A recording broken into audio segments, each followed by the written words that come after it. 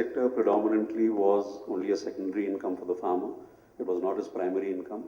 At the time when Mr. Kurian started the system of collecting milk and giving it, it was available there as a secondary source of his income. So he would then give that, and it would. So it was more that the dairy sector was a logistics company which facilitated the business of collecting, aggregating, processing, and then distributing, rather than doing anything specifically in the sector of production improvement itself.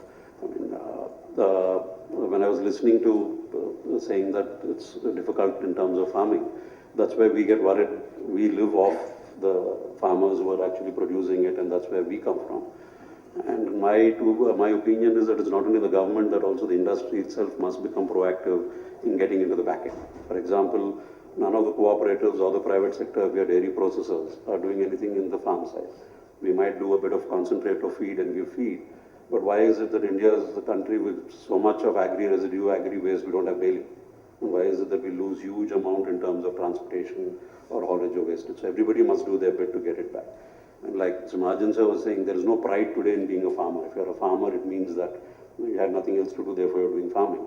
But a bit of scale is required to get the farming to be something where there is a pride coming back. If you take it from my sector, if you say dairy, my thing is that we are saying that why can't a farmer have a 100-animal farm? We give credit. He has his own small room which is air conditioned. And if he has his friends coming over, he should have a sense of pride to say, come. All of us in the urban areas love to dream about saying that once we retire, we're going to go back to farming.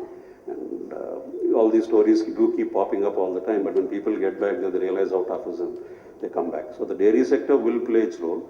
Cooperative or not cooperative is not going to be the way to go forward. It is the sector as a whole which has to go forward. And I think already most of the companies, at least from the private sector side, are doing their bit in trying to get back to the farmer and improve his productivity per se.